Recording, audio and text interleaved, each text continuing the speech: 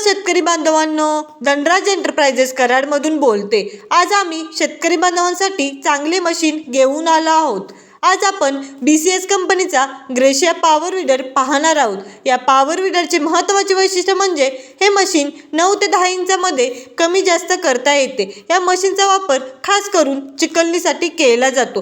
हे मशीन 1 लिटरमध्ये 1 तास काम करते। या मशीनच्या तुम्हाला पेट्रोल डिझेलमध्येही उपलब्ध आहे। या मशीनला मेंटेनन्स फ्री आहे।